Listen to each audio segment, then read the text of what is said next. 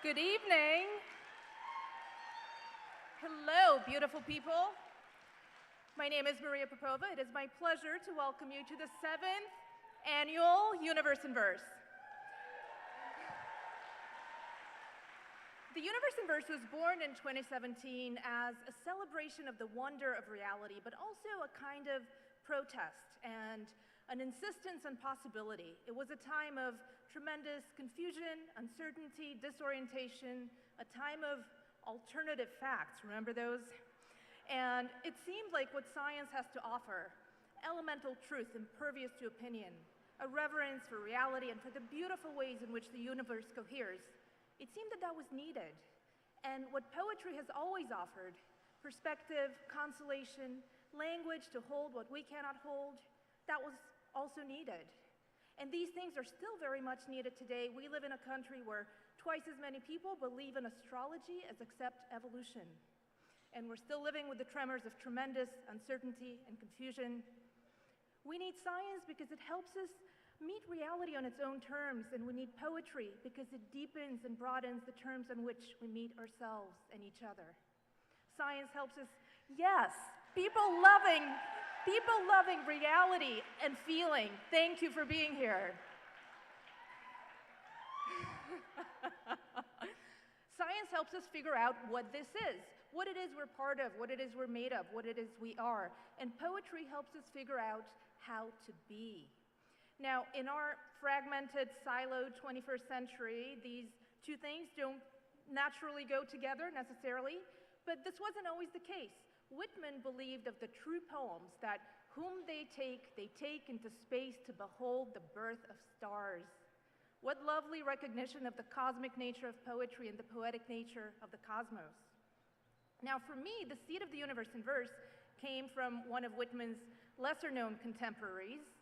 In 2017, I had just finished writing a book in which a major figure was Maria Mitchell, the great astronomer, America's first female astronomer, the first woman hired by the United States federal government for a specialized non-domestic skill. She worked as a computer of Venus, which was essentially a one-woman GPS that performed complex mathematical calculations, helping sailors navigate the globe. Now, Maria Mitchell had fallen in love with astronomy at the age of 11 while observing a solar eclipse in the street in front of her home on the island of Nantucket. Because she came from a Quaker family and the Quakers believed in the equal education of boys and girls, and because her dad was a particularly awesome Quaker who recognized his daughter's gift, he turned a former closet in the house of 11 children into a little study where Maria could do her math, and he got her a brass telescope. And pretty much every night for the next 2 decades, she would haul that brass telescope in her long Quaker gown up the 8 wooden steps to the roof of the house, and she would sweep the sky, observing the universe, wondering what else might be there that we don't yet know about.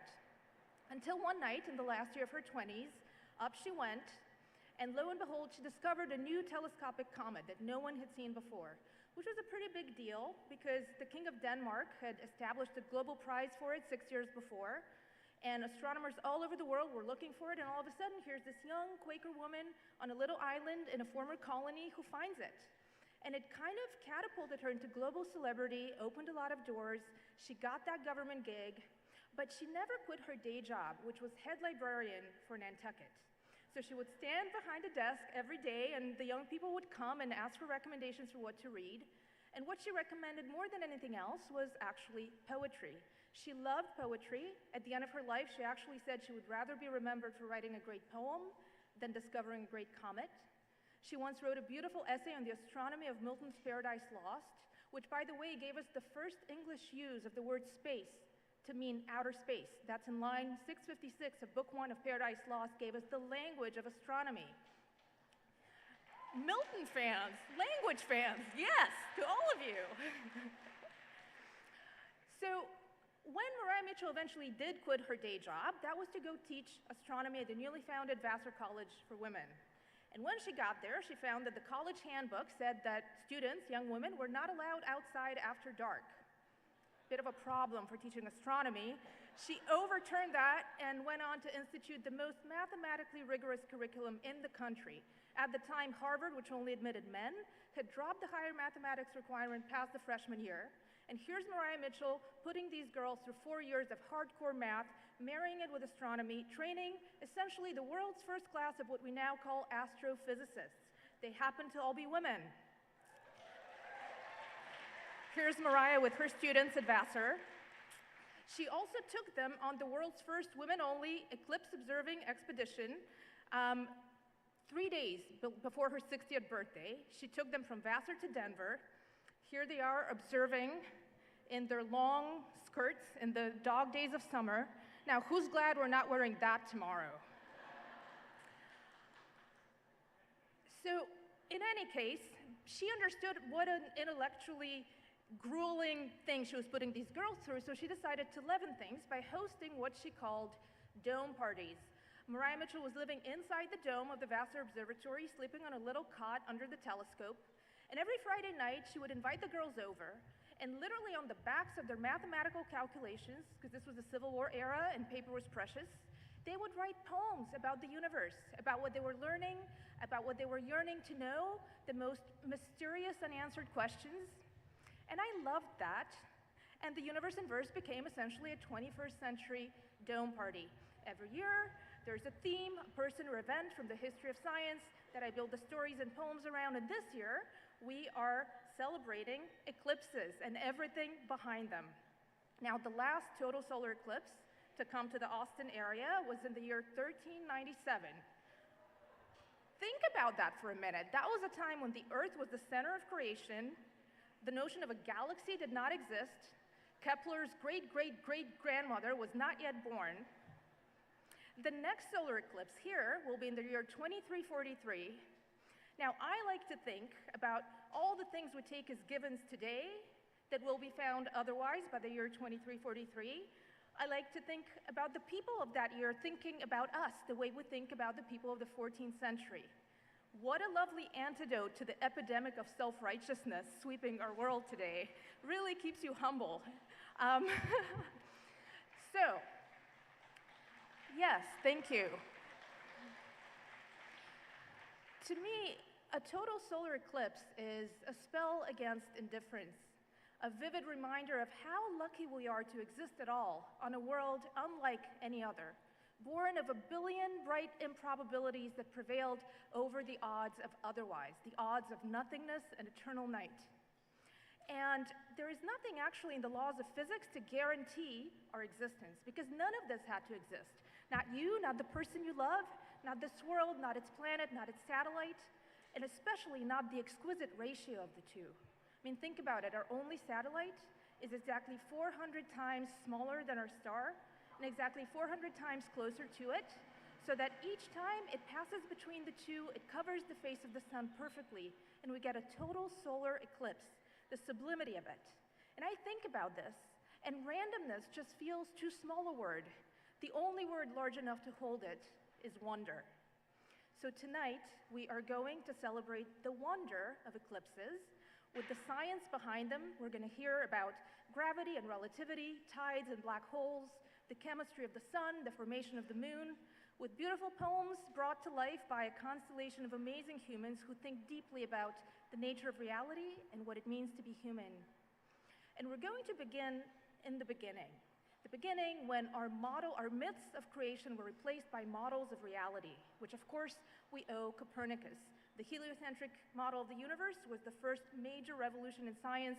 It is the foundation of all of our present cosmological models.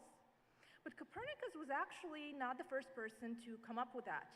2 millennia before him, Pythagoras, known to every school child for his famous theorem, started a philosophical sect, a kind of scholarly institution that was the first in the ancient world to admit women, actually. The first woman astronomer, Hypatia of Alexandria, was one of them. They called themselves the Pythagoreans, and they came up with the novel model of the universe, placing at its center not the Earth, but a ball of fire. And in fact, when Copernicus published his groundbreaking book, the mic drop he did right before he died, he cited Pythagoras as an inspiration. So the first poem we're going to hear tonight brings a human lens to the search for a center of the universe. Walt Whitman called himself a cosmos, and what lovely recognition of the fact that we are each a portable universe searching for an organizing principle, searching for its own center. It's a poem by a wonderful young living poet, a young non-speaking autistic poet named Hannah Emerson. And to read it for us is one of the most polymathic people I know. She is a multidisciplinary artist, actor, singer, composer, radio host, and recently I watched her conduct a choir of young people in a centuries-old church. Please welcome Helga Davis.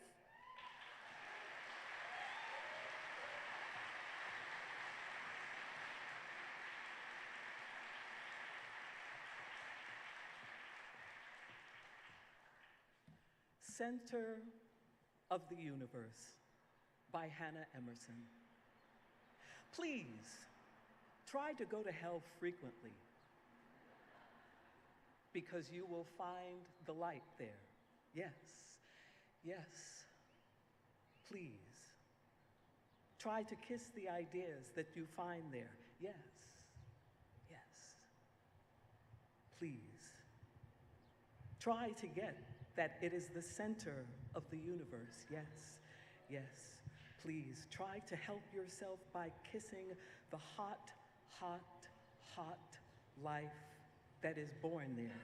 Yes, yes, please. Try to yell in hell. Yes, yes, please try to free yourself by pouring yourself into the gutter, all guttural, guttural, yell, yes, yes, yes, please.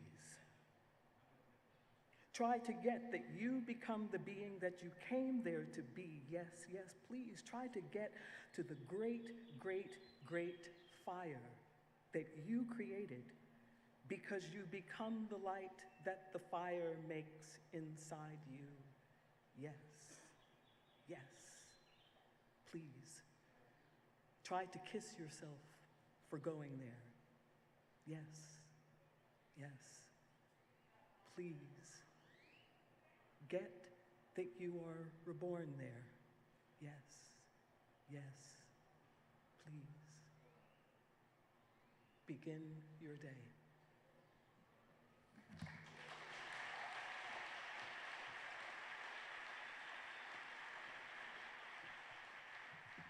Okay, so now I had to come back. There's this beautiful thing here that I think is for all of us to say yes, yes, please, yes, yes, yes, please, please, yes, yes, please, to the fire, to uncertainty, to all of it, to say yes, yes, yes, please. So I think we have a little job here.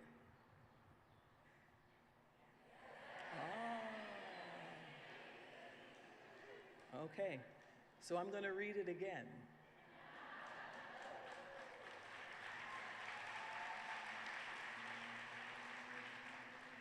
You know where to come in, right? There's only one time when you have to say yes 3 times, and that's for the guttural, guttural yell. I love that line. Guttural, into the gutter, all guttural, guttural yell. Not yet, don't do it. So that one gets 3 yeses and then a please. Are we ready?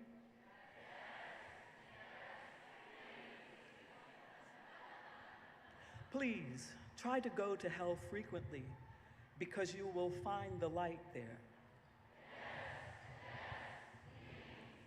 Okay, one more time. Do you mean it, though? Please try to go to hell frequently because you will find the light there. Try to kiss the ideas that you find there. Try to get that it is the center of the universe. Try to help yourself by kissing the hot, hot, hot life that is born there. Yes. Don't leave me now. Try to yell in hell. Try to free yourself by pouring yourself into the gutter, all guttural, guttural, yell. Try to get that you become the being that you came there to be. Try to go to the great, great, great fire that created you, because you become the light that the fire makes inside of you. Try to kiss yourself there for going there.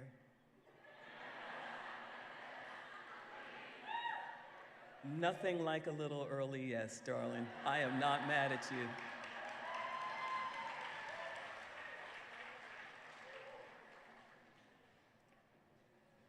Ooh.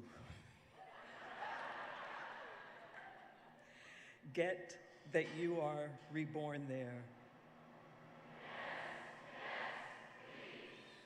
Begin your day.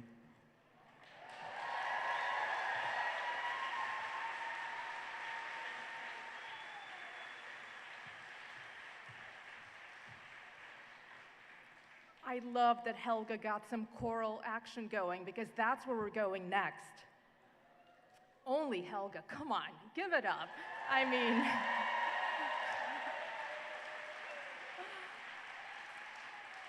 and on that note, back to Pythagoras. Besides giving us the seed of the heliocentric universe, he also gave us the foundation of Western music by bridging the harmony of numbers with the harmony of music, taking music out of mysticism and into mathematics.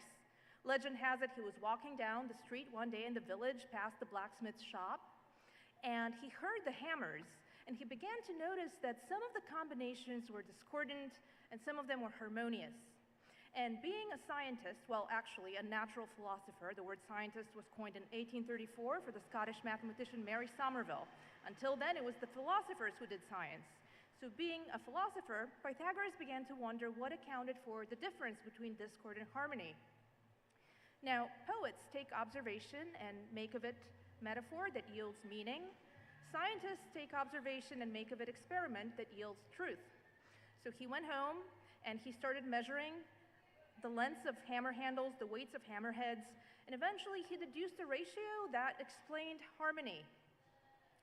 Now, because he was a scientist with a poet's imagination, he extrapolated from that a more conceptual theory that he called the music of the spheres, which was the idea that the celestial bodies, as they moved, each produced a different note determined by their orbits. Now, the word orbit also didn't exist in his time. It was coined 2 millennia later by Kepler. Kepler took Pythagoras' notion of the music of the spheres and built on it in his book, The Harmony of the World, in which he formulated his third and final law of planetary motion. Kepler's laws are still the ones by which we land rovers on Mars and predict eclipses. But for Kepler, this notion of universal music wasn't just symbolic. It wasn't just a metaphor for the organizing principle of the cosmic order. It was literal. He believed in it. He believed that the universe was singing. He believed that the cosmos was pervaded by this inaudible music, not perceptible to us, to our human ears, but as real as gravity. And he was ridiculed for that belief until centuries later, last June, our radio telescopes, those prosthetic ears built by centuries of science, heard a low-frequency hum pervading the cosmos that we now believe is the product of black holes colliding in the early universe, so that each such pair of collisions produces a different low note, and we're hearing them all sounding at the same time. We have heard the universe singing. And to me, the most beautiful thing about music is just that, how it bridges the cosmic and the human, the ephemeral and the eternal. On the one hand, it is the most abstract of the arts. It's made of mathematics and feeling and time. But on the other hand, it's the most concrete, the most embodied. We sing because we have a body. We sing to remember that we have a body, that we are mortal, but also to affirm that we are alive.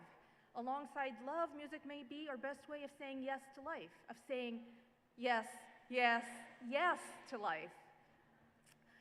I recently learned from the most etymologically thoughtful and curious person in my life that the Latin root of the word person means to sound through.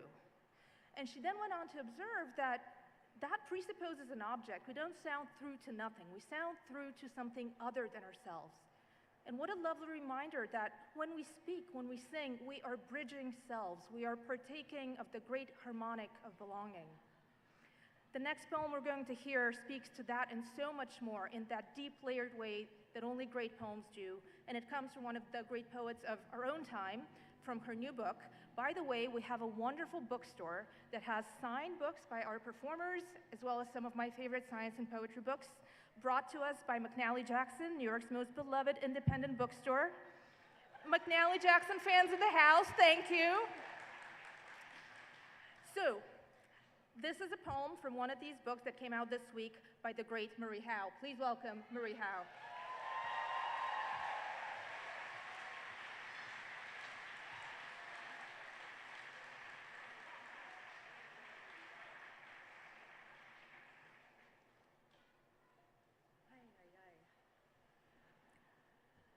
Ay, ay, ay. Look at y'all.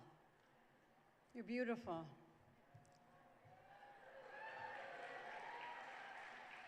Hi, everybody. So, William Blake said, "What is now proved was once only imagined." What if we could imagine a life that felt like the life we want to be living as a planet?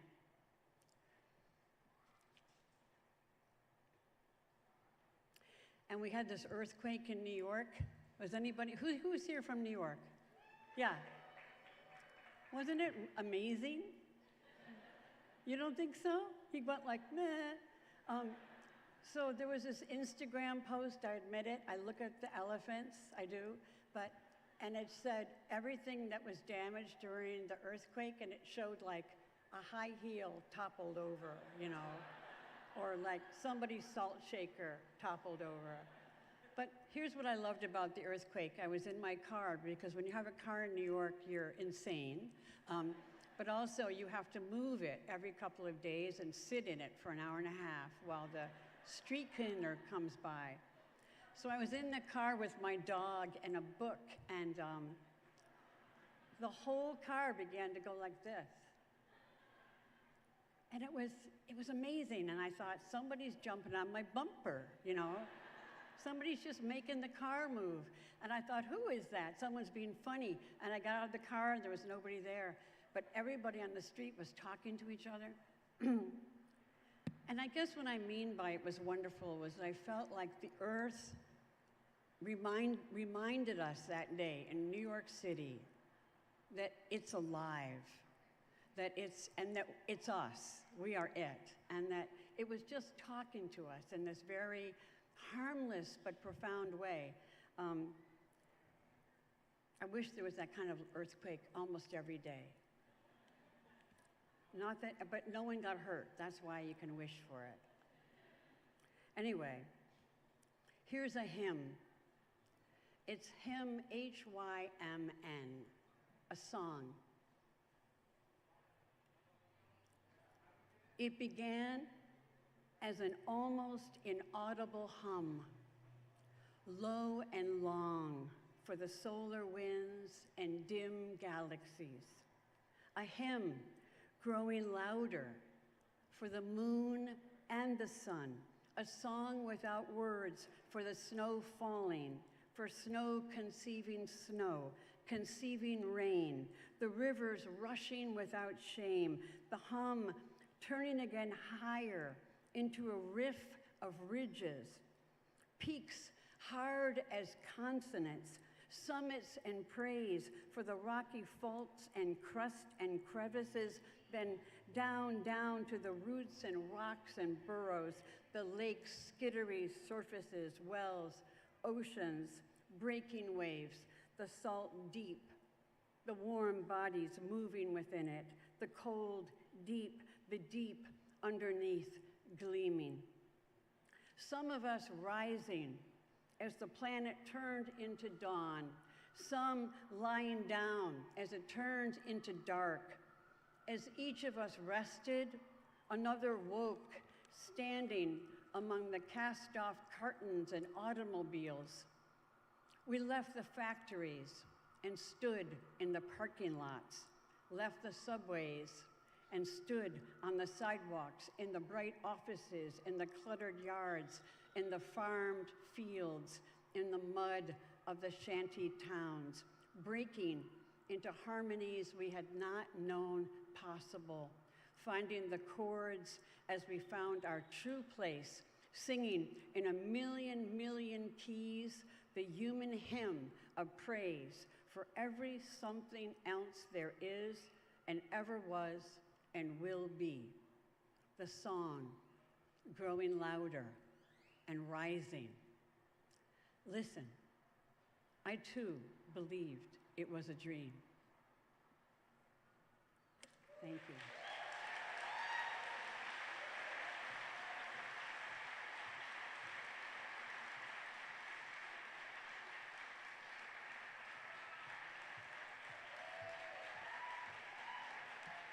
Marie Howe.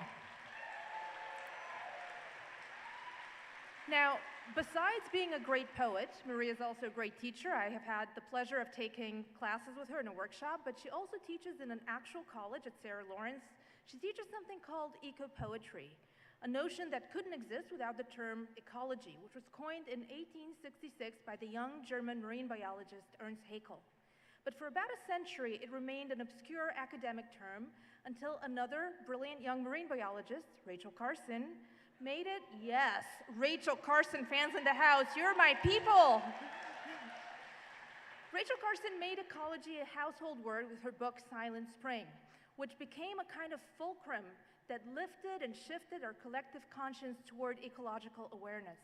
Now, I find it astonishing that a person can move a civilization with writing, with literature. And Rachel Carson was able to do that because she came to science with a poet's sensibility. And in fact, during my long immersion in her world while I was writing figuring, I found amongst her papers at the Beinecke Library a whole stack of rejection slips from poetry magazines to which she had submitted actual poetry. Until, it seems, she figured out that poetry can live in many guises and that you can Trojan horse some poetry into people's lives through other means. So she started writing about what she knew best, which was the science of the sea. And she started writing in prose that was deeply poetic, and what came out were books unlike anything people had seen and read before. The New York Times called her a publishing phenomenon as rare as a total solar eclipse. And when she won the National Book Award in 1951 for one of those books, The Sea Around Us, she went up to the podium to receive the award and she said, "If there is poetry in my books about the sea, it is not because I deliberately put it there. It is because one cannot write honestly about the sea and leave out the poetry." And she took this sensibility to the rest of her writing for the rest of her life, blurring the line between where science ends and poetry begins, where poetry ends and prose begins, modeling for generations of readers and writers a whole new way of writing and thinking about the natural world. And one of the things she wrote about most beautifully is the things she knew best of all, which were the tides. She spent her life wading through tide pools, gathering specimens, gathering her thoughts. Now, the tides, are, of course, exist for the same reason eclipses exist, which is that we have a moon. They are the gravitational dialogue between our planet and its satellite. And in fact, the first person to propose this, to propose that the tides were caused by the moon, was Kepler. And once again, he was ridiculed for that. In fact, Galileo published an entire booklet in 1609 mocking Kepler's tide theory.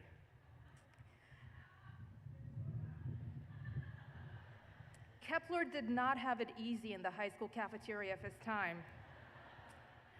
And in fact, his theory of the tides was part of a bigger theory he had, for which he was even more mocked, which was that the Earth was an ensouled body that had digestion and breathes like a living organism. So here comes Rachel Carson 5 centuries later to show us that in fact the Earth is a living organism and it breathes and lives through its ecological relationships. And the tides are a major part of that, not only because they shape the life of the sea, which is the vast majority of the surface of our planet, not only because they shape the shorelines and the geology of the continents, but because they are crucial for the origin of life. If we didn't have a moon, we wouldn't have had the tide pools in which primordial life developed. And so Rachel Carson wrote about the tides, this existential dimension of the tides, in an incredibly beautiful way that we're going to hear tonight.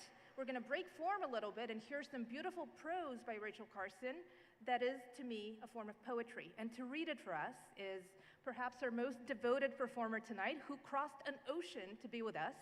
She is an actor. She is one of the deepest readers I know. And we might have to duke it out for the title, but possibly Rachel Carson's biggest fan. Please welcome Natasha McAlone.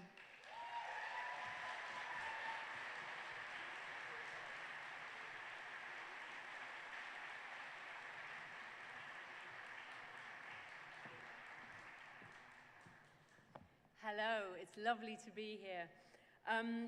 The last time I read these passages was for the honor of doing the audio version of Maria's brilliant book, Figuring. This time, they hit me in a completely different way, as I think often happens with great writing. You are visited on many different levels when you reread things, and this feels very fitting for the eve of the total solar eclipse, as it's full of mystery, eroticism, and no answers, only questions. Hearing the rising tide, I think how it is pressing also against the other shores I know. Rising on a southern beach where there is no fog, but a moon edging all the waves with silver and touching the wet sands with lambent sheen, and on a still more distant shore, sending its streaming currents against the moonlit pinnacles and the dark caves of the coral rock.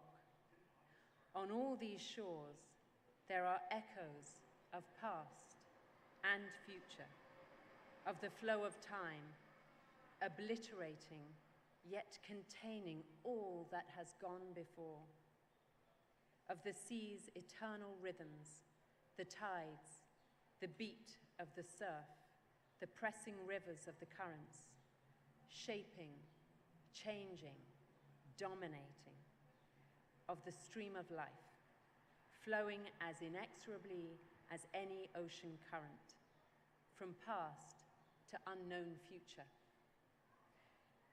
Contemplating the teeming life of the shore, we have an uneasy sense of the communication of some universal truth that lies just beyond our grasp.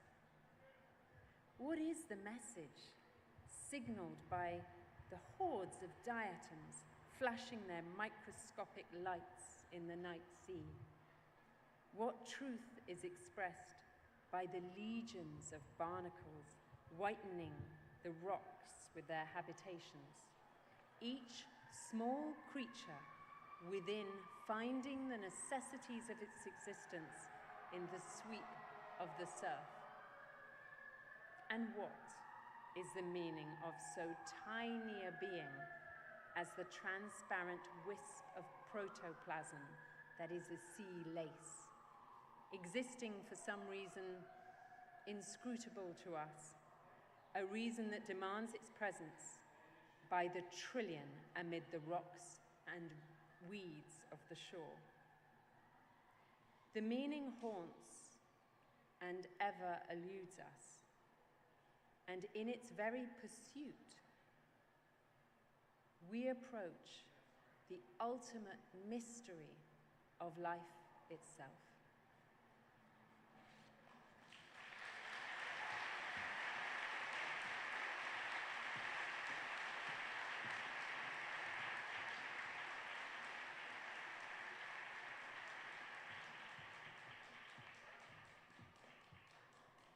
Now, one consequence of the tides is that they cause drag that slows the Earth's spin rate.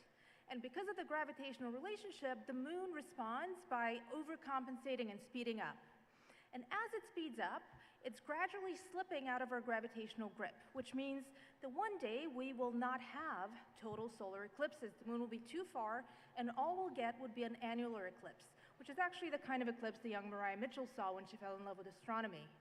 Now, the first person to theorize this was the prolific English astronomer Edmund Halley. We know him from Halley's Comet, but he was also the first person to popularize eclipse predictive maps. He, in 1715, predicted an eclipse within a couple of minutes of accuracy, which was a huge feat at the time. And he made a map of the path of totality that became kind of the first viral astronomical document. And he did that in order to kind of show people that eclipses were not some omen of some supernatural thing, but very much a part of nature and an exciting part of nature that you could engage with and observe. Now, Halley looked over some ancient eclipse data, and he realized that the moon seems to be slipping away. But at the time, we didn't have any kind of empirical way of testing his theory. We had to wait 3.5 centuries until we got to the moon, and Apollo astronauts left mirrors on the surface of the moon and beamed lasers from Earth, and then measured with great precision that the moon is indeed drifting away from us at the rate of 3.8 centimeters per year. Now, if you have a child, if you remember being a child, that is about half the rate at which kids grow, so not negligible. That is to say, we are losing the moon. And if we can't even hold on to the moon, what is there to hold on to in this world? That is what the next poem is about, and to read it for us is one of my dearest human beings. She is an artist, a designer, beloved podcast host whose show Design Matters predates the word podcast. She's also one of a handful of artists in the history of our species to have their art sail into space aboard the Europa spacecraft, which is going to another moon, Jupiter's moon Europa, searching for water, searching for the thing that makes our planet a world. Aborted right next to the poem commissioned by NASA from our poet laureate Ada Limon is a piece of art that Debbie made that uses sound waves, waveforms of people from all over the world speaking the word water in their native tongue. There's somewhere in there is mine saying voda in Bulgarian. And it is this beautiful starburst of, well, remember to sound through, beautiful starburst of personhood sailing into space. Please welcome Debbie Millman.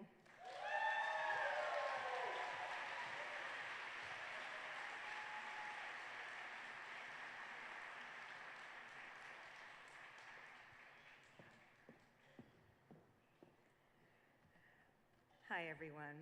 Before I share some short remarks and this wonderful poem that I'm about to read, I just want to welcome my family, who's sitting in the front row. They've come from all over the United States, both coasts, and it's the first time that my wife and I have as many of our collected family together since we met, so it's a real special day.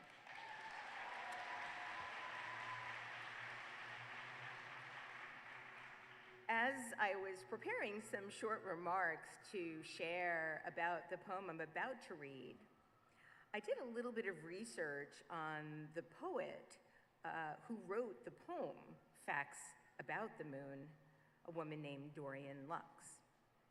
And as I went deeper and deeper into the internet, I found something that I want to share with you. And so before I read my poem, I would like to share a definition. And like David Foster Wallace's brilliant and singular definition of leadership, Dorian Lux's definition of poetry is perhaps the best I've ever seen, and I wanted to share that with you before I read her poem. Here it is. I'm not sure I can define poetry, except that it's something that defies definition.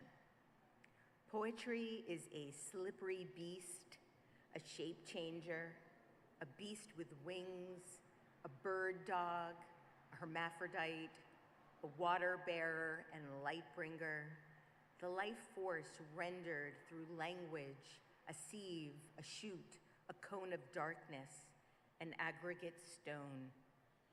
It's changed me by reading it, though not in a way I can speak of. It's a feeling inside a thought, inside an image.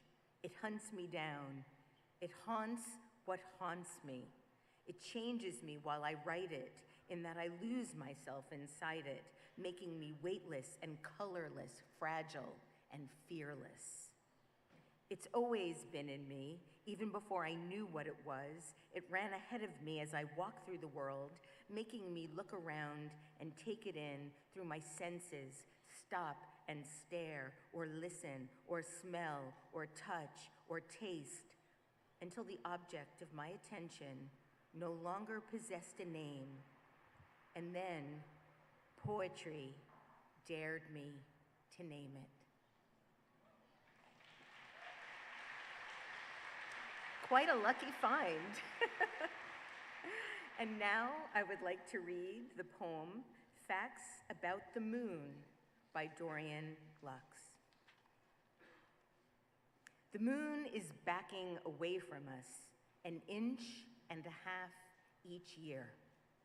That means if you're like me and were born around 50 years ago, the moon was a full 6 feet closer to the Earth.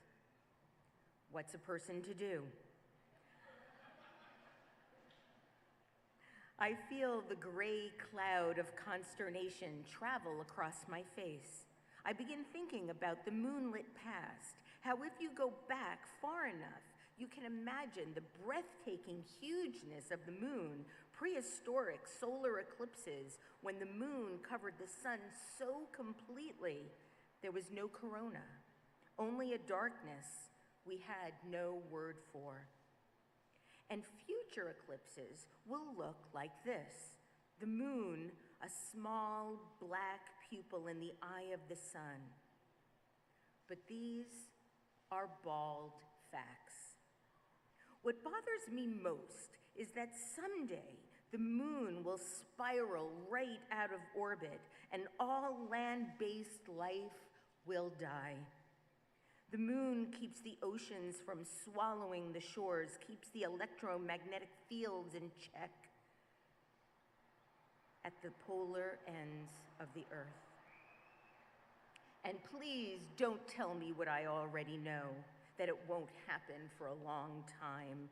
I don't care. I'm afraid of what will happen to the moon. Forget us. We don't deserve the moon. Maybe we once did, but not now after all we've done. These nights, I harbor a secret pity for the moon, rolling around alone in space without her milky planet, her only child, a mother who's lost a child, a bad child, a greedy child, or maybe a grown boy who's murdered and raped. A mother can't help it. She loves that boy anyway. And in spite of herself, she misses him. And if you sit beside her on the padded hospital bench outside the door to his room, you can't not take her hand. Listen to her while she weeps, telling you how sweet he was, how blue his eyes, and you know she's only romanticizing, that she's conveniently forgotten the bruises and booze, the stolen car, the day he ripped the phones from the walls, and you want to slap her back to sanity, remind her of the truth. He was a leech, he was a fuck-up, a little shit, and you almost do until she lifts her pale, puffy face, her eyes 2 craters, and then you can't help it either. You know love when you see it. You can feel its lunar strength, its brutal pull.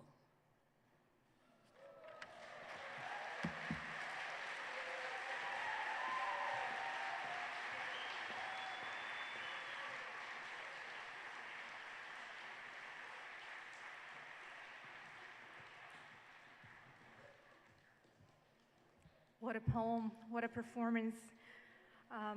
Wow.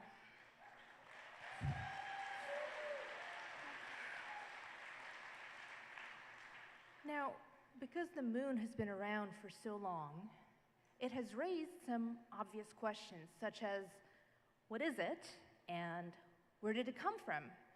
And for a very long time, it was believed that the moon, along with the other celestial bodies, they were all perfect orbs of ethereal matter, different from our lowly Earth stuff, placed there by a divine hand as symbols of divine perfection. And then, a year after he mocked Kepler, Galileo pointed his crude telescope to the moon and saw its craters, saw that it was rough and rugged like the Earth, that it was made of the same stuff. And that was a major blow to the whole notion of heavenly bodies. All of a sudden, these other things out there were made of the same stuff as us. And if the moon was, perhaps so were the other planets, perhaps even the stars. Well, once we made peace with that, and realized the moon was a piece of rock, we began to wonder how it got there. And for a while, there were several competing theories. One of them was the obvious capture theory, the idea that the moon was an asteroid kind of floating about, came close enough, and the Earth snatched it with its gravitational field, and that became our satellite. But the problem with that is that that could be true for some of the other moons in the solar system, but our moon is an anomaly. It is enormous relative to our planet. And when you do the math on gravity, it kind of doesn't add up. It's not quite possible. So that theory became less persuasive.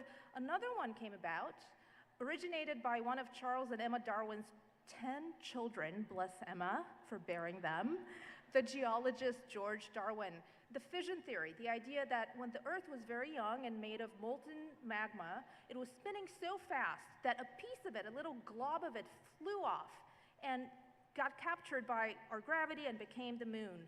Now, one obvious problem with that, even at the time, was that if that were the case, the moon would orbit the Earth in the same plane, but it doesn't. Our planet's axis has a 23-degree tilt, which is why April feels like April and not like December, or feels like July to this New Yorker and not like December.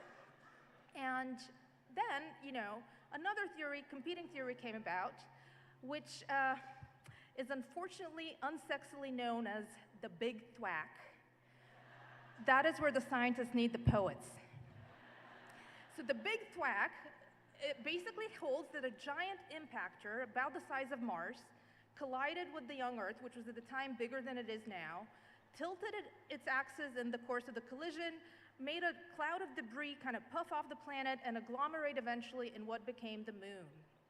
And that was the dominant theory for a very long time, until we developed a way to test for or against it. And again, it was when we got to the moon, the Apollo astronauts came back with their 800 pounds of moon rocks, and after quarantining for 3 weeks here in Texas, just to make sure they didn't bring back some great cosmic plague, they were released, took their rocks to the scientists who analyzed them and found identical oxygen isotope ratios in the moon rocks as in the Earth. And because isotopes are how we measure time, nuclear decay, that meant that the moon and the Earth formed at the same time in the history of the solar system, which rules out the capture theory, because if the moon were an asteroid, that would form at a totally different time. And meanwhile, our computational models got better, and when it was modeled how fast the Earth would have had to spin for the fission theory to be true, that was also ruled out, because it would have been way too fast than is actually possible. So right now, our dominant theory is the Big Thwack. Yes. And so basically, the moon is a child of the Earth, born of its body. The next poem we're going to hear begins with the moon, but is really a love letter to a parent. It is by Rita Dove, whose father was a professional chemist and amateur astronomer. And to read it for us is a writer who has devoted her life to holding up a mirror to humanity, to show us how close or far we are from our ideals as a society and as a species. Please welcome Roxane Gay.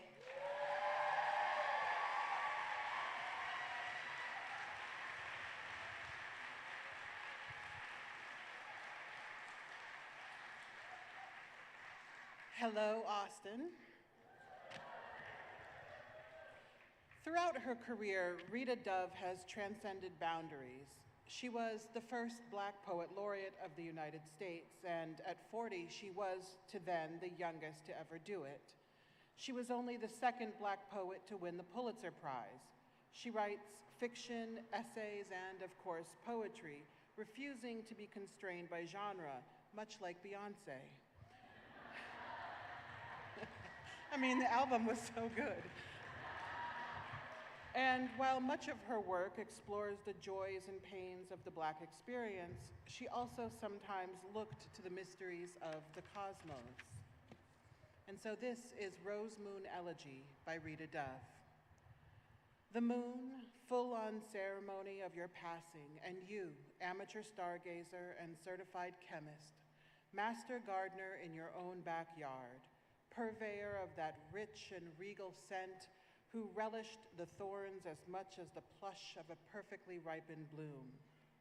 I can see your lips now, curving into a smile beneath your mustache's twin scimitars, unchanged since Calloway flailed the beat and Eckstein's honey timbers massaged the airwaves. Well, here we are, still humming and thumping while the world pummels itself into a stupor, hate and ignorance canceling every holy discipline you worked a lifetime for, percolating beakers, test tubes siphoning their slithery emulsions, all those magic gelatins and peppery dust. I pray you weren't alive enough to grasp it. I don't believe in prayer, but pray this nonetheless. So, Sir Astronomer, King of the Roses, this moon's for you. Added to the irony in this penumbral eclipse, a consequence of imperfect alignment. When her silvered face darkens, bite for bite in our shadow, you'll still be as gone can get. So much for science. That's all she wrote, you'd say, slapping the book shut.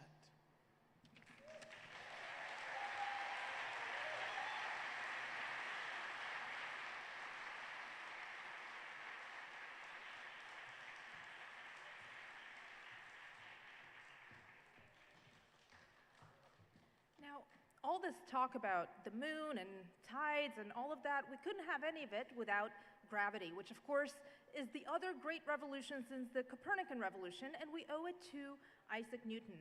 But what I love about science is that every time we think we have a final answer, nature surprises us with something unaccounted for, as if to remind us not to mistake our models of reality for reality itself. Now, Whitman felt that way. Whitman loved science. He went to science exhibitions. He went to the World's Fair. He copied out in his journal news about astronomical discoveries. But he was also very skeptical of that human hubris of final knowledge. And he voices this in one of his shortest, most poignant, best-known poems. To read it for us tonight is an old friend who is an Austin local who has devoted his life to making the best of our human condition, optimizing our time here, the brief time we have in these minds and these bodies. Please welcome Tim Ferriss.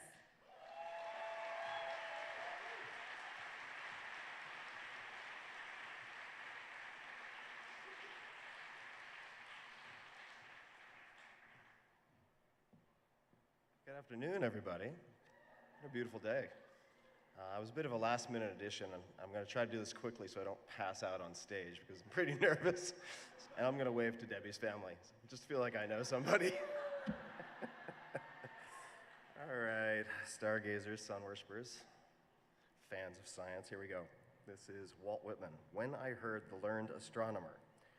When I heard the learned astronomer, when the proofs, the figures were ranged in columns before me, when I was shown the charts and diagrams to add, divide, and measure them, when I, sitting, heard the astronomer where he lectured with much applause in the lecture room, how soon, unaccountable, I became tired and sick, till rising and gliding out, I wandered off by myself in the mystical moist night air, and from time to time looked up in perfect silence at the stars. Thank you.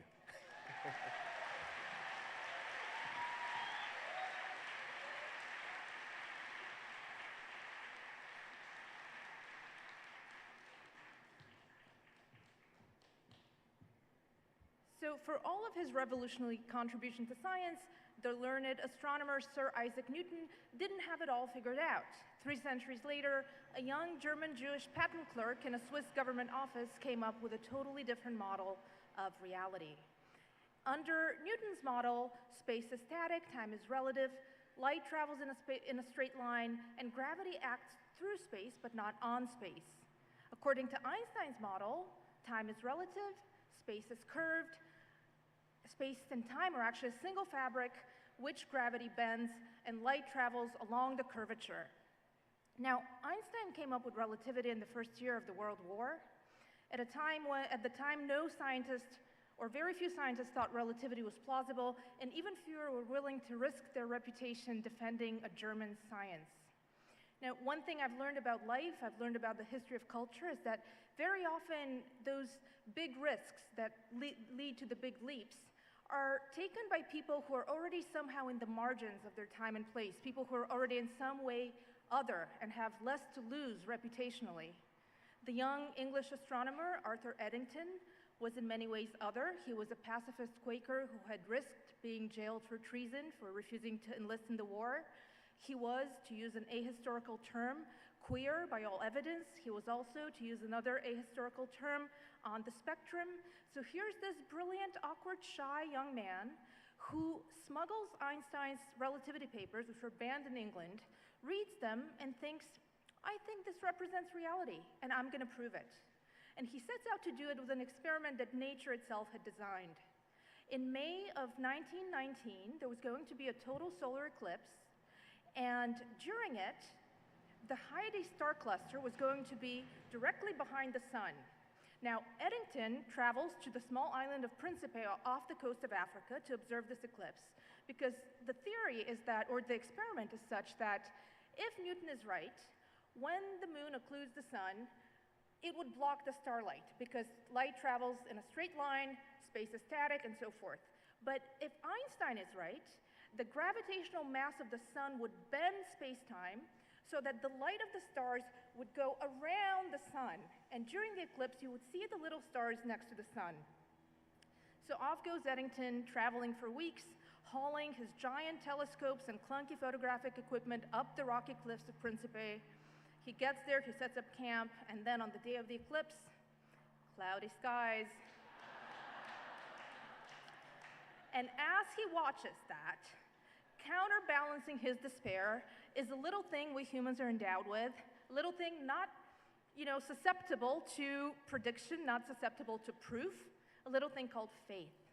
So he's standing there hoping and hoping. It is the longest solar eclipse in centuries, almost 7 minutes long, which is just about as long as an eclipse can be. And in the final moments, the clouds part, and Eddington manages to take a couple of photographs of the eclipse. And before he's even developed them, he knows the Hyades are right there. He can see the stars. Newton is wrong, Einstein is right.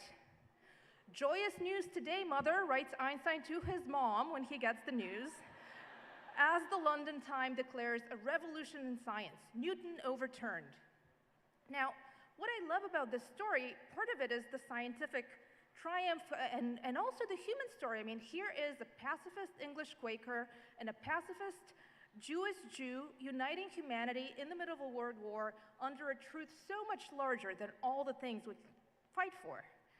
And what I also love about this story is that if it could happen for Eddington, it could happen for us tomorrow.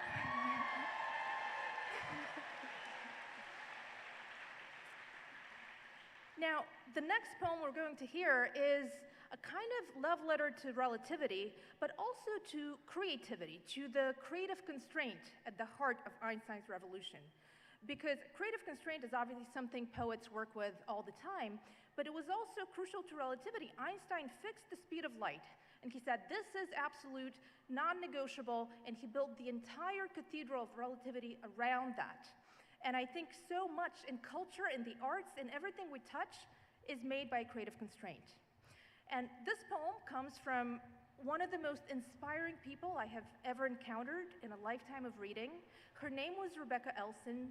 She was an astronomer who studied galaxies, but she was also an incredibly gifted poet and kind of had this stubborn resistance to our cultural tyranny of specialization, so she refused to give up either one of her gifts. Is that a donkey? Did somebody lose a donkey? All right. Let's let Eeyore do his thing back there. So Rebecca Elson was this twinly gifted person, but she also kind of drew the short stick from the chance lottery. And when she was 29, she was diagnosed with a rare form of leukemia that affects the elderly. And for the next 10 years, as she went through brutal treatment, the technology was so much worse then, she went on doing science, and she went on writing poetry. And when she died, at the exact age I am now, she left behind 56 scientific papers, which is a huge number for any scientist, but especially one so young and who's spent a decade in and out of hospitals. And she also left behind some absolutely beautiful poems that were posthumously published as a little book with the best title ever, which is a line from one of her poems, A Responsibility to Awe. Exactly. This is the book I've given most often as a gift. We have it in the bookstore. I really could not recommend it more. Now, the poem that comes from it about relativity will be read for us by another member of Rebecca Elson's Rare Species. He too is a cosmologist, but he's also a virtuoso musician who has played with some of the jazz legends of our time. Please welcome Stefan Alexander.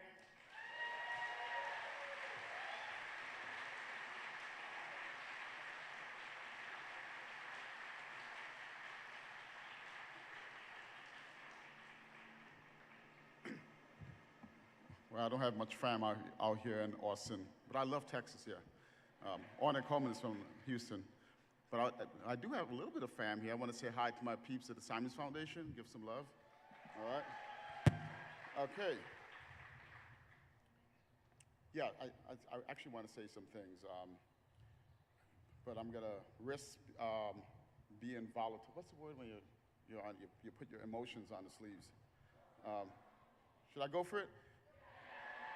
Yes. Wait, please.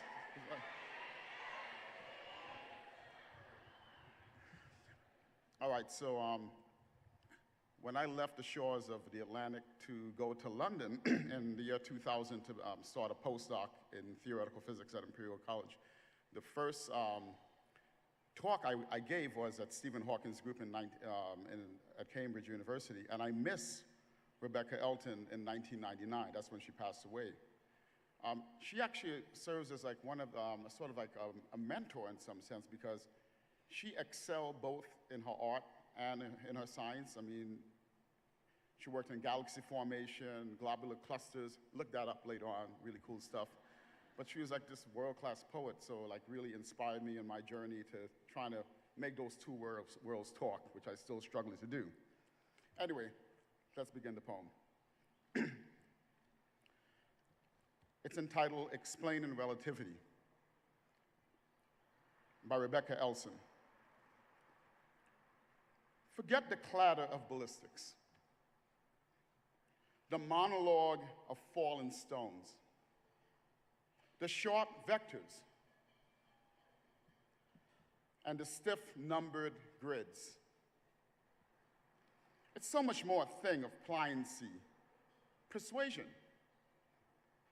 where space might cup itself around a planet, like your palm around a stone, where you, yourself, the planet, caught up in some geodesic dream, might wake to feel it unfold your weight and know there is, in fact, no falling. It is this and the existence of limits.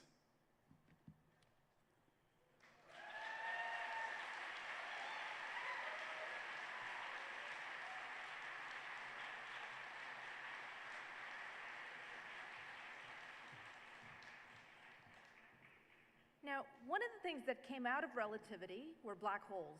Einstein theorized that a mass compact and dense enough would deform space-time so profoundly that the depression would consume anything that comes near it, so that nothing, no matter, no information, no light could ever escape it. Now, Einstein was very troubled by black holes because on the one hand, they were right there in the mathematics, but on the other hand, he couldn't imagine that nature could be capable of something so monstrous. So he wavered. They're real, they can't be real, they're real, they can't be real. And now, a century some later, we know that they are very much real. We have heard them collide and gravitational waves. We have seen them 5 years ago this month, that historic Event Horizon photograph of the first black hole that we humans have seen. We know that they tend to form at the centers of galaxies and that there is one at the center of our own galaxy that will one day swallow the galaxy and along with it, everything we have ever known. And yet we go on living our lives with that knowledge. So the next poem is kind of about that. And we're going to break form a little bit for a second. Here's the story. A few months ago, another friend from London was visiting. I was telling him about this eclipse-themed universe, and he got really excited because it turns out he got married to the love of his life on an eclipse. He's a lover of poetry, so we started plotting, how do we get him here to read a poem? And then he got a show of his own opening in Brussels tonight, so he couldn't come. And at first I thought, let's not do anything digital. Who needs more Zoom-pocalypse in their life?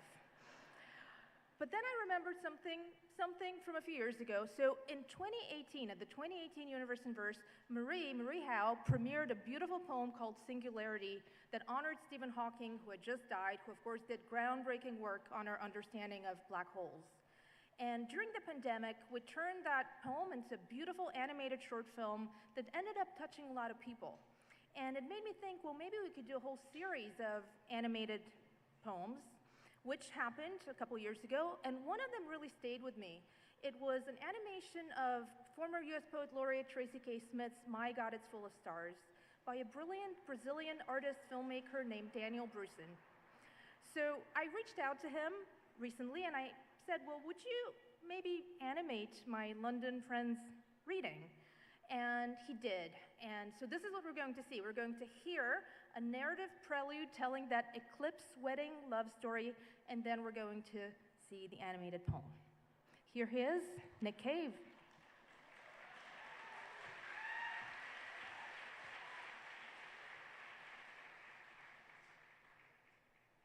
I can't remember whether Susie and I decided to get married on the day of the eclipse because of the eclipse itself, or whether it was some happy cosmic event that just happened to mark the occasion of our union. But standing on the steps of the Paradise Road Registry Office in London at noon on the 11th of August 1999, we watched the moon pass between the sun and the earth and plunge the bright day into a momentary darkness. I remember Susie asking a question into the sudden silence. Is this a good omen or a bad omen, do you think?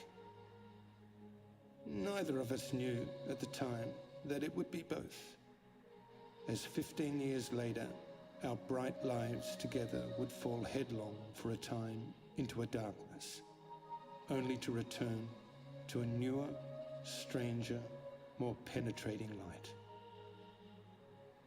I don't know, but let's get married, I said. And holding hands, and with all the humbled birds bursting into song in the returning light, we entered the registry office, a stray ginger cat for a witness.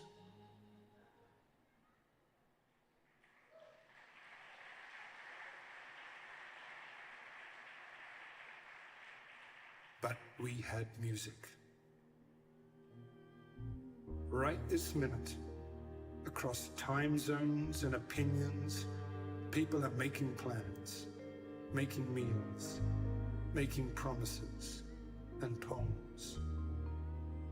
While at the center of our galaxy, a black hole with a mass of 4 billion suns screams its open-mouthed kiss of oblivion. Someday it will swallow Euclid's postulates and the Goldberg variations, swallow calculus and leaves of grass. I know this. And still, when the constellation of starlings flickers across the evening sky, it is enough to stand here for an irrevocable minute agape with wonder. It is eternity.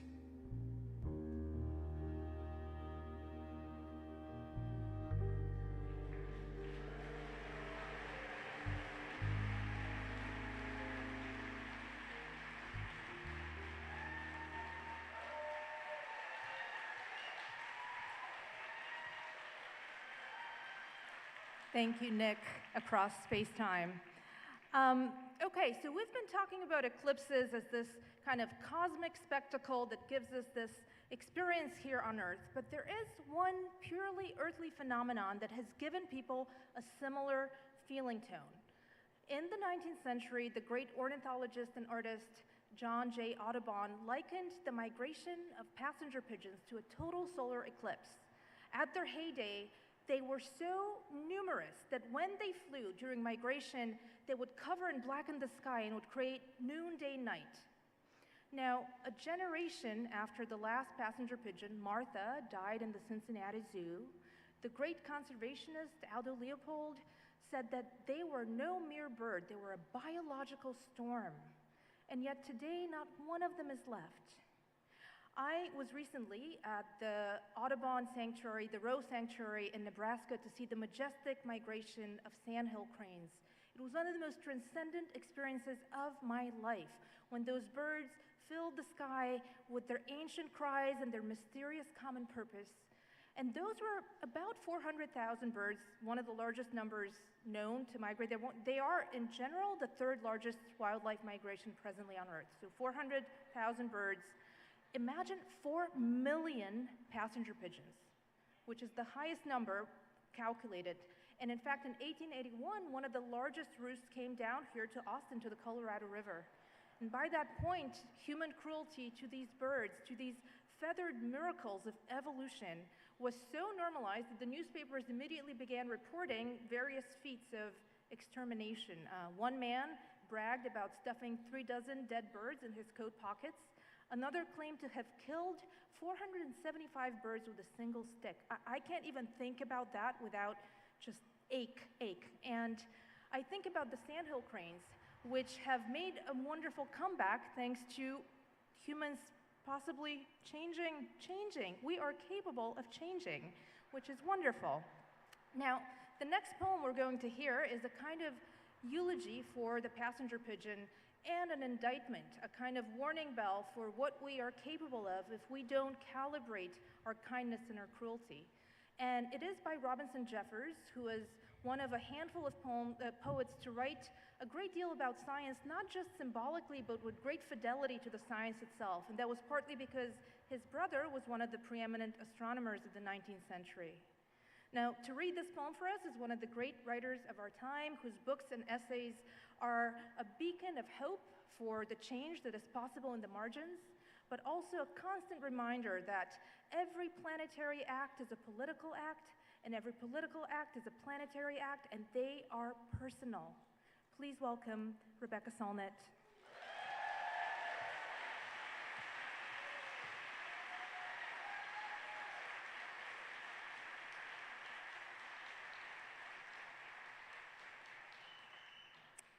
Hello, everybody. Oh, wow, this is a good mic. Hello, my friend Abe in the front row. Hello, Austin. Hello, oh my God, I'm in Texas. But I know you're all nice people, so I'm not afraid.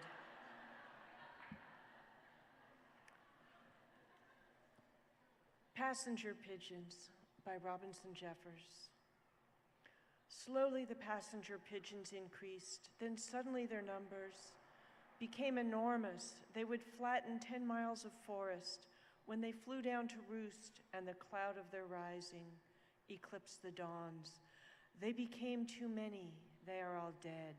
Not one remains.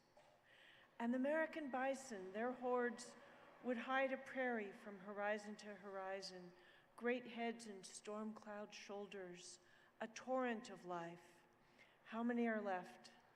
For a time, for a few years, their bones turned the dark prairies white. You, death, you watch for these things. These explosions of life, they are your food. They make your feasts. But turn your great rolling eyes away from humanity. Those grossly craving black eyes, it is true we increase. 3 billion people, our bones, ours too, would make wide prairies white, a beautiful snow of unburied bones. Bones that have twitched and quivered in the nights of love, bones that have shaken with laughter and hung slack in sorrow, coward bones, worn out with trembling, strong bones broken on the rack, bones broken in battle, broad bones gnarled with hard labor, and the little bones of sweet young children, and the white empty skulls, little carved ivory wine jugs that used to contain passion and thought and love and insane delirium, where now not even worms live. Respect humanity, death. These shameless black eyes of yours, it is not necessarily to take all at once. Besides that, you cannot do it. We are too powerful. We are men, not pigeons. You may take the old, the useless and helpless, the cancer-bitten and the tender young, but the human race still has history to make. For look now at our achievements. We have snatched the thunderbolt out of God's hands. We make new elements such as God never saw. We can explode atoms and annul the fragments, nothing left, but pure energy. We shall use it in peace and war. We have counted the stars and half understood them. We have watched the farther galaxies fleeing away from us, wild herds of panic horses, or a trick of distance deceived by the prism. We outfly falcons and eagles and meteors, faster than sound, higher than the nourishing air. We have enormous privilege. We do not fear you. We have invented the jet plane and the death bomb and the cross of Christ. Oh, he said, surely you'll live forever, grinning like a skull, covering his mouth with his hand. What could exterminate you?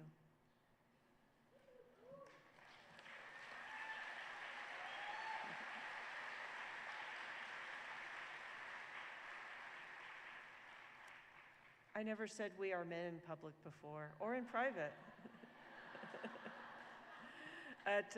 You might not know, I didn't until I went to the Wikipedia page, that his brother was this well-known astronomer, Hamilton Jeffers, and Robinson Jeffers himself, who was a kind of curmudgeonly great lover of nature and not so much of our species, though, died in the January of the year Silent Spring would be published in 1962, which you can think of as kind of a watershed when somebody in particular, not we men, but Rachel Carson, recognized that we were doing things that killed birds, could kill whole species, and that we could undo them. Her work led to the DDT ban that led to the rebound of a lot of species I live with, like white-tailed kites and brown pelicans. But also when I read this, I think the we in it is such a complicated one. Most people in the 19th century didn't sign on for the extinction of the passenger pigeon any more than most of you signed on for climate change. And that's a huge topic. I just want to think of a small one, though. In 1987, there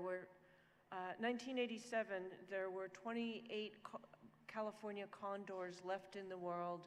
It was assumed they could not recover, that they could go extinct.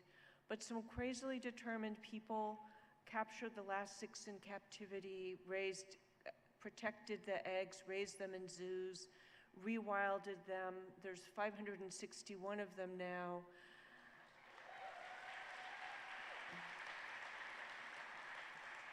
And the Yurok Nation, an indigenous nation in north coastal California, released 8 on their land that they steward in 2022, and 3 last December, 3 more, so there's 11 there. And it's just a reminder that you get to choose which we you're part of, what we're doing, and around climate, around democracy, around whether women are people with certain inalienable rights. We're deciding all that now. So, you know, it's a grim poem, but also a reminder that some of the choices are made behind our backs by forces more powerful than us. Some of the choices we get to make ourselves. And now there are 561 condors in the western United States when there could have been none. Thank you.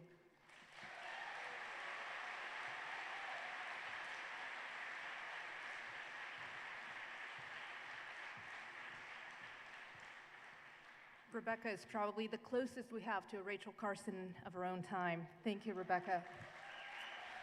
Now, we're going to stay with the birds for a moment. If you've been to a Universe in Verse before, you know that Stefan, who's a regular, always gives us the pleasure of playing some sax for us. Well, last month we were together in Tobago, which is where he's from, and he just did the first Caribbean Science Symposium there.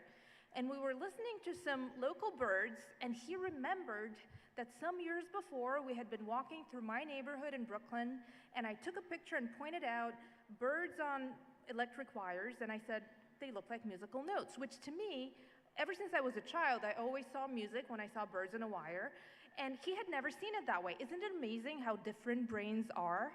And so then he said that it really stayed with him. He now only sees music when there's birds on a wire. So when I was in Nebraska last month for the cranes, I saw a constellation of them flying behind these wires. I sent him a picture and I was like, here they are again. And he said, well, what if we do an improv, a composition based on these birds as musical notes for the music for tonight? And I said, love it. So that is what he did. I haven't heard it before, and we'll never hear it again because it begins as a composition and goes on to be improvisation. Please welcome back Stefan Alexander.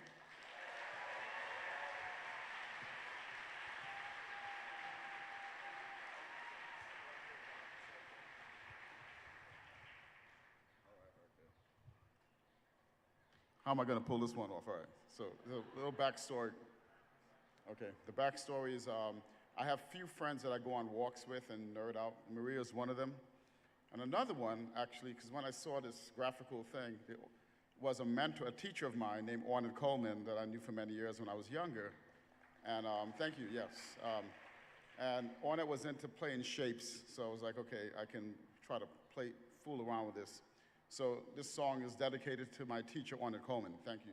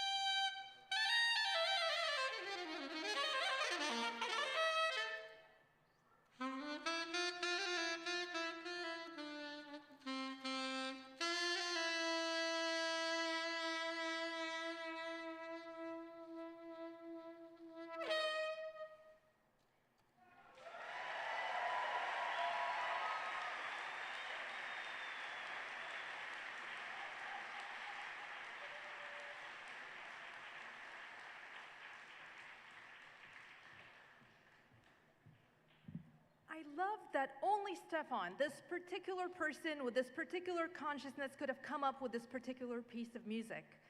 And that is the great miracle, that all of us in all of our particularity are yet made of the same atoms. Atoms that were forged in stars that lived and died billions of years ago, and change any variable along that Rube Goldberg machine of causality, and you wouldn't be you. Stefan wouldn't be Stefan. This music wouldn't be this music. And we exist because of gravity, and even though it's the weakest of the fundamental forces, it's the great compactor that made the first atoms cohere around a common core to form the first star, an immense ball of gas, at the center of which was a hydrogen sphere that eventually reached temperatures of millions of degrees, pressures of millions of atmospheres, conditions so extreme that they triggered a brand new event in the history of the cosmos, nuclear fusion. As those early hydrogen atoms were colliding with one another with immense force, they started passing neutrons from one to the other until some became heavier than others, and eventually one ended up with 2 protons, and we got helium, the second element in the periodic table. And as more fusion happened, we got carbon, neon, oxygen, and so forth. Most of the first 26 elements in the periodic table, the stuff of which almost everything we can touch is made, most of them were made in stars in the early universe. And in fact, if you could take any atom from your body and trace it down the whole chain of matter before it became you, your mother's body, the food your mother ate, the soil in which that food grew, the continents that the tides ground down to make that soil, all the way back, you could trace it to the core of a particular star that lived and died billions of years ago. Now, I find that astonishing. And the next poem we're going to hear has to do with how we make everything we make out of these building blocks. To read it for us is someone who has made his life in music, but is one of the most indiscriminately curious people I know, who reads a lot about science, writes about it occasionally. In fact, he's working on a new book called Sleeping Beauties that looks at ideas, both scientific and social, that once came abloom and then were either suppressed or forgotten, only to be rediscovered much later and change our conception of reality. The atom, of course, being one of them, Democritus, suppressed by Aristotle, all the way to Dalton and the dawn of particle physics. He is also what I would call a conscientious objector to the plague of cynicism that's around, that horrible internal warfare of human nature. He is a large-hearted, lucid idealist, and Stardust knows we need those today. Please welcome David Byrne.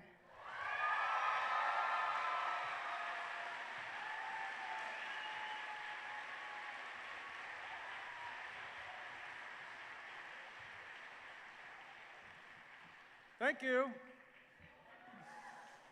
This poem is called Strings. It's by a woman named Ruth Stone.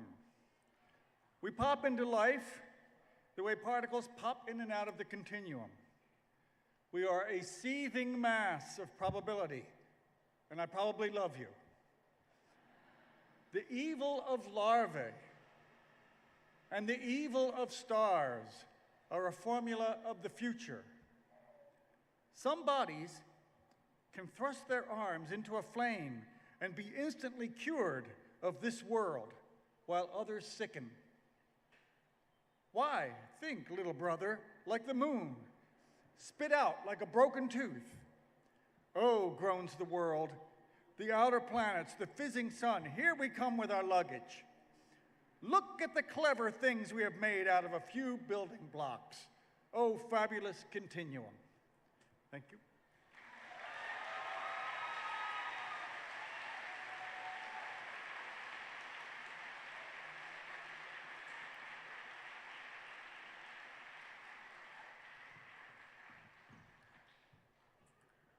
So we talked about helium, the birth of helium, the second element in the periodic table, and the next poem we're going to hear is another Rebecca Elson poem. I am not kidding that she is just basically one of the best people who ever lived, and she was actually in a poetry group with Marie at Harvard, which just brings me delight that she was part of Stefan's life, and she was part of Marie's life, and now part of all of our lives. The next poem begins with helium and ends with what it means to be human. Helium was actually detected during a total solar eclipse in 1868. It appeared as a previously unknown, distinct yellow spectral light line in the starlight. And to read this poem for us is one of the great composers of our time, founder of New York's beloved National Sawdust. She's also one of the most passionate poetry readers I know, who has composed a lot of music for and with poetry, but also some with science. Her Hubble cantata is one of my favorite pieces of music of all time. Please welcome Paola Pristini.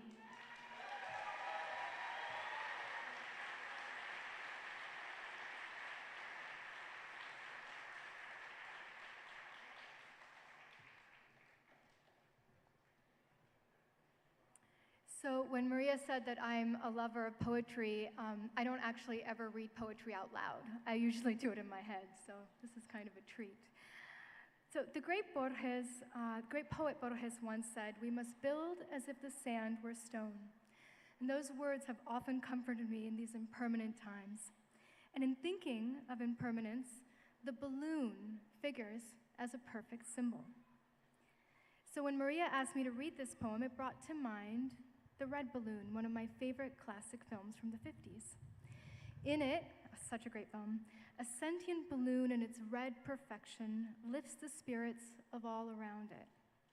That this tender, fragile balloon could duet with the wind, avoid cruelty in the form of kids intent on deflating it, and ultimately lift a young boy across the Parisian sky away from sound and troubles and find other balloons with the same wish for flight feels very much of this moment and in celebration of what will happen tomorrow. A moment of lightness in the darkness and in the spirit of communion that we're experiencing tonight. So I hope that we all find our duets, whether they be in the form of wind or sun or moon or people, because we are not alone. Girl with a Balloon by Rebecca Elson. From this, the universe in its industrial age, with all the stars lit up, roaring, banging, spitting, their black ash settling into every form of life. You might look back with longing to the weightlessness, the elemental of the early years, as leaning out the window you might see a child going down the road, a red balloon, a little bit of pure Big Bang bobbing at the end of her string.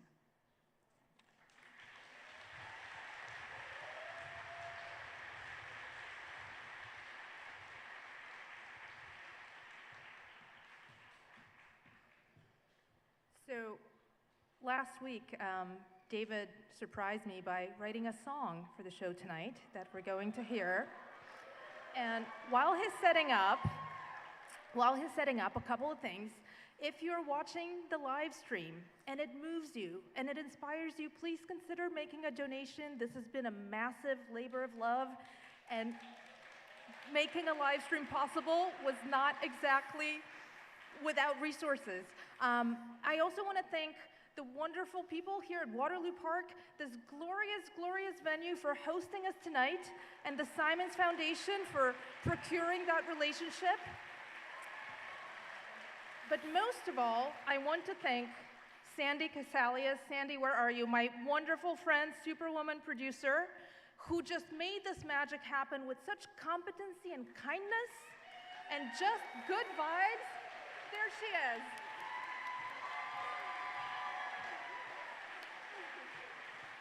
I couldn't have done this without her. I would not want to do this without her. She is just a magic doula. If you ever need one for your event, look for Sandy Casalias, and she will make the magic happen. So thank you, Sandy, and here's David. Thank you. I wrote the words to this song after seeing a documentary called Particle Fever. So far, that's the title of the song. It's a documentary. I highly recommend it. It's about the search for the Higgs boson. The Higgs boson is a band that in the 70s that only recorded one record, but it's a really incredible record. And it's about trying to find what happened to that band.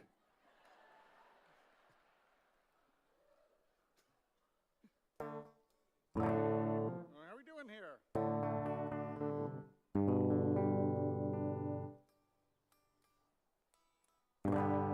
We're not doing that well. Hold on.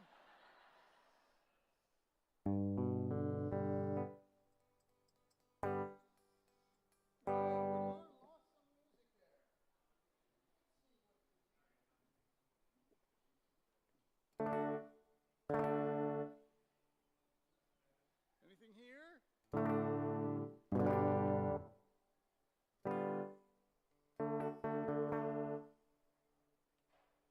You do?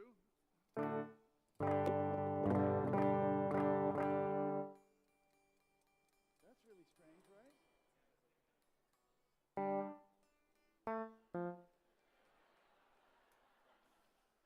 We're going to switch a cable out.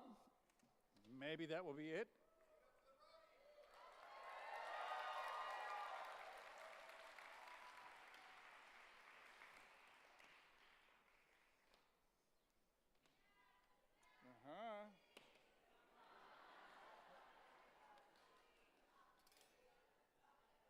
Okay, that's in, right? That's good. Let's see what we got now. Oh.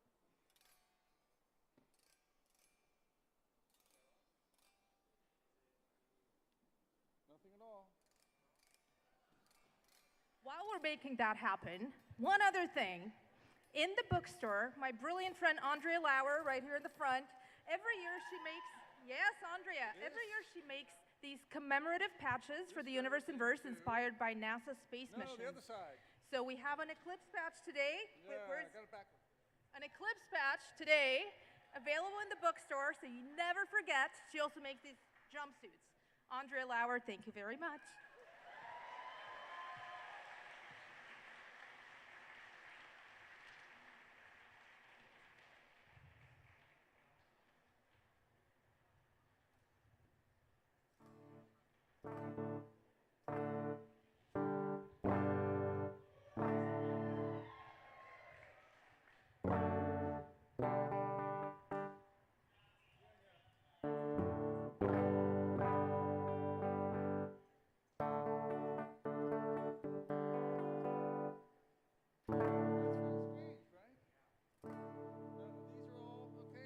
I'll just do the best I can.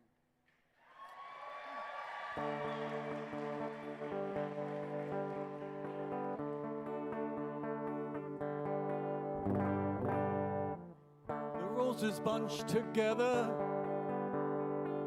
They bunch together like neutrinos, and they pass through you and me, and then they travel through the earth, and then they're changing ever so slightly. Now they become tiny onions, and later on they're dogs, and they're quivering and slithering, but they're still onions, and they're still neutrinos.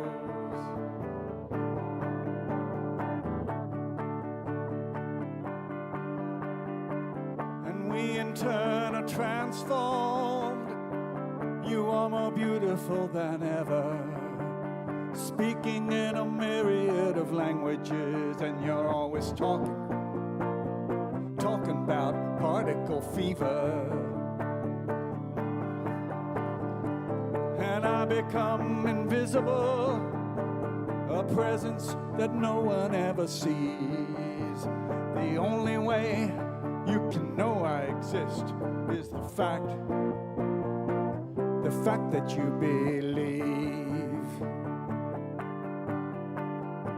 We vanish into the earth. We know one another there. What we were and what we are, we're recognizable only to one another.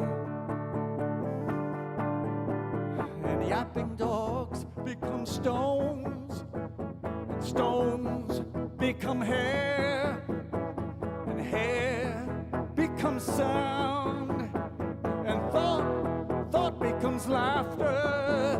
It's convulsing in waves, spreading out and resonating until all the roses they bend and sway.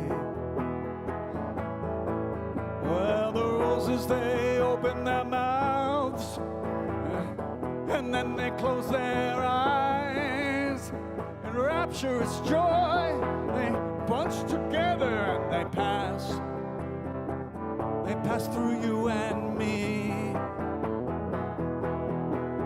And they pass through you and me.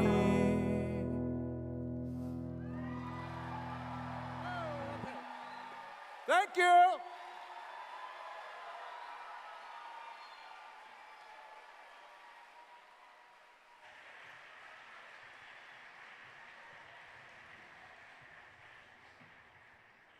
Thank you, David. Now, we've been talking a lot about the moon as implicated in eclipses, but of course we wouldn't have them without the sun. We were also talking about nuclear fusion in the life cycle of stars, you know, how it starts making all the different elements one after the other. Well, there is an end to that process, and that end is iron. Iron has the lowest atomic energy of any element, so you can't fuse it with something else and make more energy. So when a star starts making iron, it begins to die. It begins to collapse in on itself. And middling stars like our sun collapse into white dwarfs. Giant stars like the sun, like much bigger than the sun, collapse into black holes. Now, to summarize, we're losing the moon, the sun is dying, and there's a black hole at the center of our galaxy that will swallow everything that's left. So we go on living. The next poem is about how we go on living against this end of time and end of everything. And to read it for us is someone who I would say has done more than anyone else alive to bring science into the realm of human feeling, which is of course the valve to understanding, because we feel first and reason next. Please welcome Radiolab creator Jad Abumrad.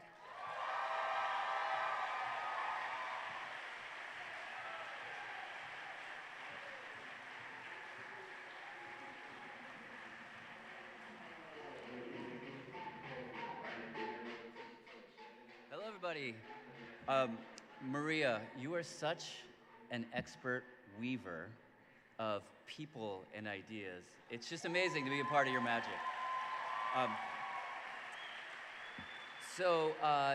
You know, this poem does that thing that poems do, which is it takes all of the unspoken resonances that are floating around and kind of pulls it into focus. You know, for example, as we were coming up here, I was with my family, sitting right there, and we were talking about the baby earthquake in New York City, and we were like, whew, we dodged that. And then we were saying the word totality about 55 times. And it's a very strange word to say that much. It makes your mind go into some dark places. And out of the blue, my kid was like, Dad, I heard about this thing called the rapture. What is that? And I was like, can we maybe skip that and come back to it? Point is that there is a real intensity and a darkness, but also a tenderness to being alive at this moment in the path of the totality, when all these moments that we share are so finite. So this is Kiss of the Sun by Mary Ruefle. If, as they say, poetry is a sign of something among people, then let this be prearranged now between us while we are still peoples, that at the end of time, which is also the end of poetry and wheat and evil and insects and love, when the entire human race gathers in the flesh, reconstituted down to the infinite's tiniest fold and littlest nail, I will be standing at the edge of that fathomless crowd with an orange for you, reconstituted down to its innermost seed, protected by white thread, in case you are thirsty, which does not at this time seem like such a wild guess. And though there will be no poetry between us then, at the end of time, the geese all gone with the seas, I hope you will take it and remember, on earth, I did not know how to touch it. It was all so raw. And if by chance there is no edge to the crowd or anything else so that I am of it, I will take the orange and toss it as high as I can.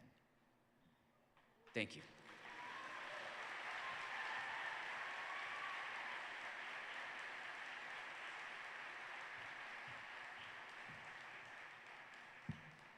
So for our final poem of the night, we're going to stay with this theme of fruit to bridge the cosmic and the human.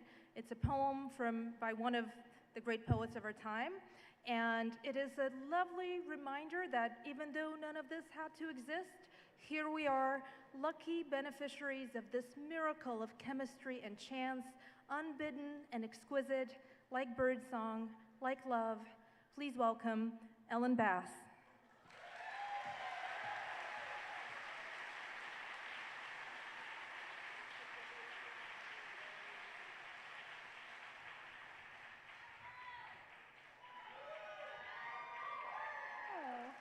Isn't it just so joyous to be here together? And that we all get to be on Earth at the same time, and the sun is still here and the moon is still here, and we know there's a lot of stuff going on that we're not going to think about tonight, but there's so much that's just so wonderful, and these brilliant, tender gifts that we've been hearing. Wow. So I'm going to read a poem. I spend too much time inside, so I'm really glad this is outside. And my wife, rightly so, gives me a hard time for that. And she came into my office one day, and she was annoyed with me for being in my cave, as she calls it, instead of out in the beautiful world. And she hands me the first peach off of our peach tree, and she says to me, "Here, write about this." So I did. Ode to the First Peach. Only one insect has feasted here. A clear stub of resin plugs the scar, and the hollow where the stem was severed shines with juice. The fur still silvered like a caul. Even in the next minute, the hairs will darken, turn more golden in my palm. Heavier this flesh than you would imagine, like the sudden weight of a newborn. Oh, what a marriage of citron and blush. It could be a planet reflected through a hall of mirrors, or what a swan becomes when a fairy shoots it from the sky at dawn. At the beginning of the world, when the first dense pith was ravished, and the stars were not yet lustrous coins fallen from the pockets of night, who could have dreamed this would be carried from the chaos? Scent of morning and sugar, bruise and hunger, silent, swollen, clefted life, remnant always remaking itself out of that first flaming ripeness.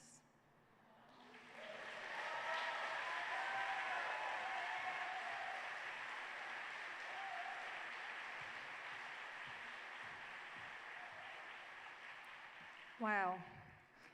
So we started with music, and we're going to end with music. We're going to end with something very special that's been more than a year in the making, which began with, I realized one day that we use music in a very kind of anthropocentric way here on Earth. We have all kinds of occasion-based songs for human occasions. We have birthday songs and funeral marches and national anthems, but we don't have universal music for the universe, for the most universal events. And I thought, how wonderful would it be to have a kind of hymn for the experience of a total solar eclipse?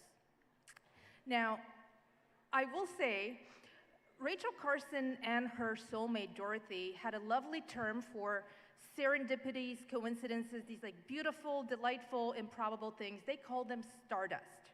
So here's a little piece of stardust for you. From the very beginning, I thought of this as a hymn. Now, we started with Marie's poem, Hymn, which is a brand new poem that I had only heard a couple of months ago. We were never in communication about that. And when I started making this thing in maybe January of last year, I asked my brilliant friend Joan as policewoman, yes, Joan fans in the house, one-woman orchestra, multi-instrumentalist, musician, singer, songwriter, composer. I asked her if she would collaborate with me on this, and the idea I had was to take some of my favorite literature about eclipses from the last 200 years, both poetry and prose, works by Lord Byron, Emily Dickinson, Virginia Woolf, and of course, Annie Dillard, and to take little fragments of that writing and make of it a kind of composite lyric that recreates the scientific and emotional arc of a total solar eclipse, and I asked Joan to set it to music.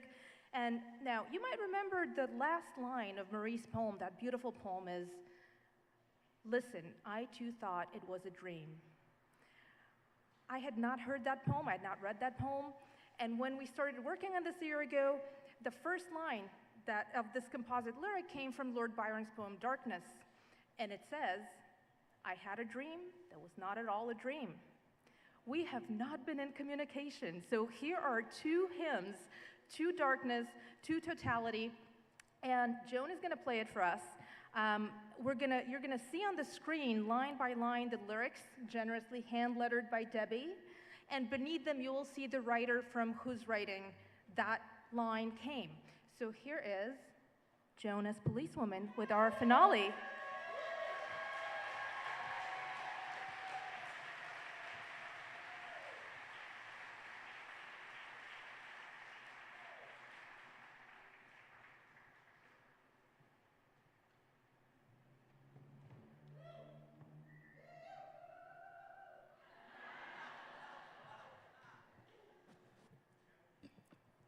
I've literally spent my entire life waiting to do that.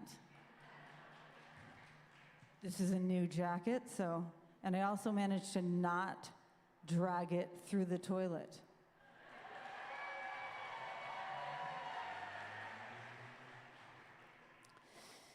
Before I play this song, I just want to acknowledge our incredible friend who has been working on this for so long, has put everything that she has into this. She plans the whole thing herself. I mean, it is not just that she writes this incredible work and speaks it to you, but she also plans all of our, like the whole thing. She plans the whole thing. And if you know what it takes to do something like this, you know it is superhuman. So I just want to acknowledge the amazing Maria Popova. Woo! Yes. Yes. Right? Oh my God.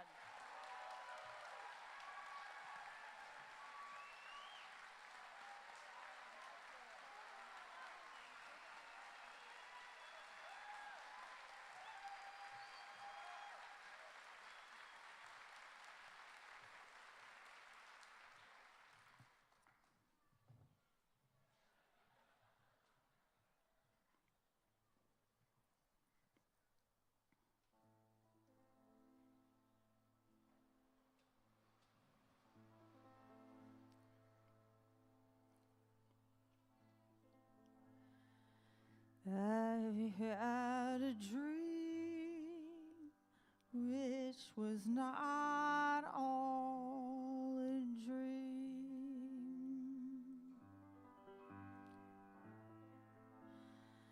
The bright sun was extinguished to see if time was there.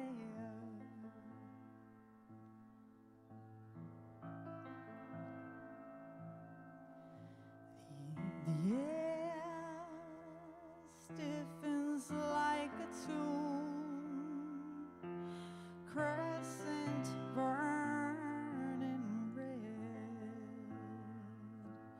All the colors fade, dissolving into the deep indigo, down a chute of time.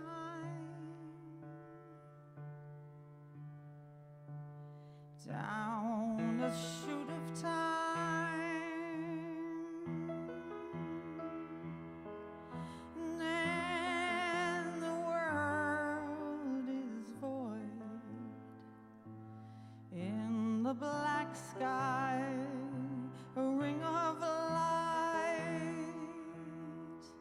All earth is but one thought, immense as life.